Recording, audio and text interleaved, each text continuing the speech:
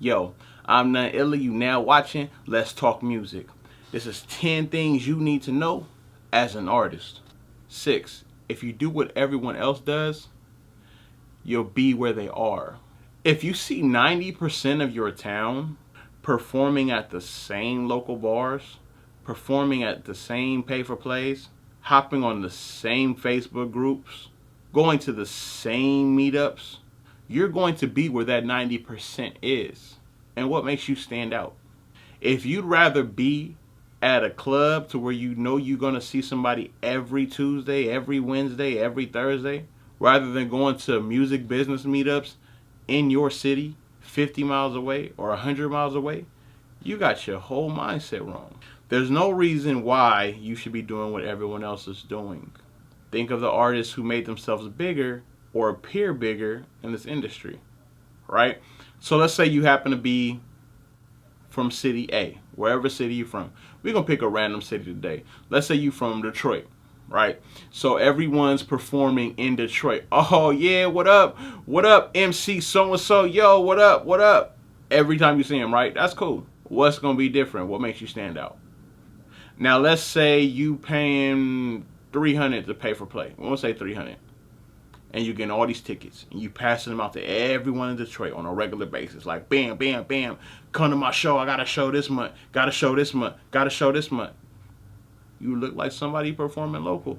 And you pitch into the same audience. Why? Because you're probably on Facebook, Twitter, Instagram. And you haven't grown your following and networked yet.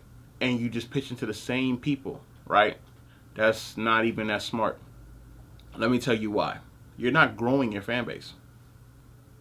What should you do? Wouldn't it be smarter for you to find a $300 pay for play that's a little outside the city? Because to the fans, what? They think you opening up, right? They think you opening up for so-and-so. Ha, yo, big show. That's dope. Now do it outside the city, and now what's the city gonna think? Dang, he ain't performing here no more. He getting bigger. And those people who you've been selling tickets to, they might take the drive if you've really gained some fans. And if they don't take the drive, bruh, do this. Take half those tickets, charge the people a little extra, tell them there will be a van, a bus, a carpool, whatever that'll take them to the city you're performing in, and then turn up in that city. This does two things. It makes that city be like, yo, who's this cat from out of town? And it makes the people back home go, alright, he pushing, she pushing, they doing the damn thing. Calculate your funds the best way to be unique and drive differently. If y'all all doing the same thing, whether it's using the same videographer for the same type of videos, the same graphic designer, the same everything that puts you in the same limelight, you will not stand out, period. It's not, there's no exception to it. You ever been in a pasture of cows or just driven past one and you seen 100 of cows, right, all brown, then this random green one pop up? Which one gonna grab your attention? Right, the green one. 7, it kind of ties into what the last thing was, right? Be you. Now, be a better version of you as much as possible, though. Like, just keep growing and be comfortable with being unique. That is so important. If you're not you, then you somebody else. And you suck at somebody else.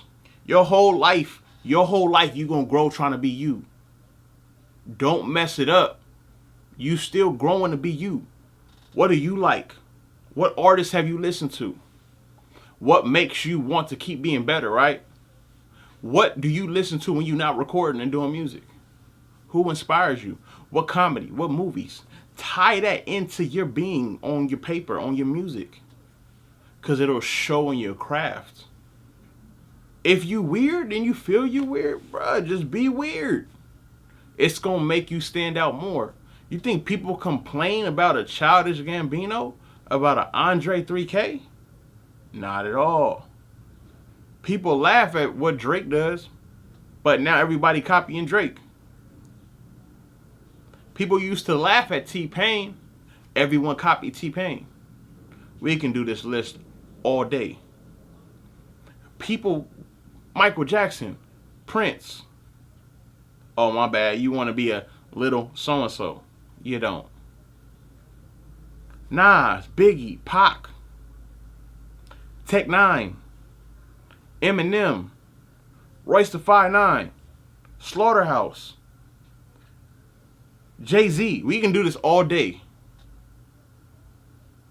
Coldplay, YouTube, Nirvana, Frank Sinatra, bruh. We can do this all day. Become the best you. Sometimes there may be combinations of people you look up to kind of blended in your style a little bit. But trust me. 8. Work, work, work. Don't stop. If you're not doing it, think about doing it. If you're not thinking about doing it, wonder what happens when you think about doing it. Then do it. If you out somewhere, think about how you could be productive. If you having fun, think about what you're learning to when you can write. Everything you experience in life is part of your writing process. Make sure that you are appreciating that to get the best you can. Then intertwine it, mix it, blend it into who you are. You go skydiving, bruh. Get the camera. Write about the skydiving experience. You reading, you gonna learn something. Put it in your lyrics. You watching a movie, you got references, right? Your punchlines, your songwriting skills. Sometimes the plot. Work, work, work mentally. Always keep that going. It'll make you a better artist. 9. Create a great product and then sell it. Period. Think about how many things you purchase yourself, right? Whatever you just bought. It's a great product first. You don't go out and get the greater value because you feel that's better. I mean, sometimes it is better, but you don't feel like it's better. You don't go get frosted with a little bit of sugar kind of flakes. You don't get, I think it's kind of Lucky Charms. You don't go get, yeah. You don't go get shoes that say checks with a half off check. You go get Nike. You don't go get the Scottie Pippen shoes, right? Jordan created a great product. So what do you go get? What are you doing with your music? Make sure you're making a great product first. Some of y'all got bad products. You won't admit it, but it's not selling. People don't buy it just because, oh, well, yo, first time. Some people will buy it because it's your first time. But a lot of people aren't purchasing your product because, well, you're not that good. Literally. If you go back to what I was saying about comparing it to something great, then you're straight. Here's how to know if you have something that's good. Go in a place of random people. Get in a car with random people. And just put your song on. Don't even tell people it's your song. Don't even say, listen to this. Don't even tell people it's your song. Don't say, listen to this. Just play it. How do people react? Are they listening? Are they still talking? Do they care? Did it interrupt anything going on? Pay close attention to that. And kids, play your music around kids. Only if it's alright. Don't go playing no fun instrument. Don't go play that music. But kids are some of the best factors to determine whether or not it's good. They will tell you flat out.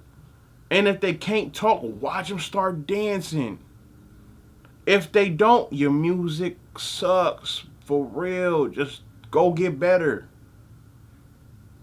It's good to think you're the best, but be real with yourself too. You want to keep getting better. If all your homies say your music is good, they're lying. You don't need yes men. Everyone, sorry, it's period. Don't work that way. If your boyfriend, girlfriend, husband, wife tell you your music is good, make sure that you trust their music opinion first and ask them what's good about it. Ask them what they like. Alright, make sure you got great product and then sell it. Sell it. Sell it. Make more when you run out. Sell it. Make more product of that same thing. Sell it. More of the same. Sell it. Don't go making more product when you have a golden one. Sell it, sell it, sell it until you cannot make any more money off it, period. That's not even debatable.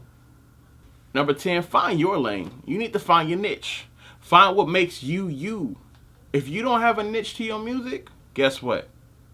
You might not pop that much.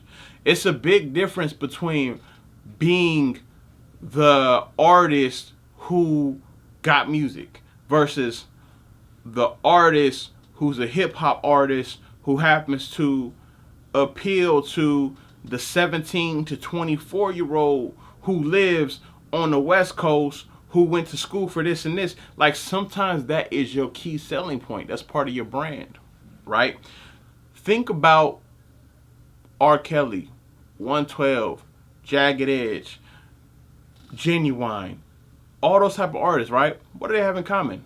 Old R&B that a lot of people say, yo, when it's time to chill, when it's time to spend time with your special person, that's the music to play, right? They found their lane. When you want to listen to some street stuff, like when you feel like, you feel like you're this moment, you gotta be low, you gotta turn up. You might go throw on some Ozzy.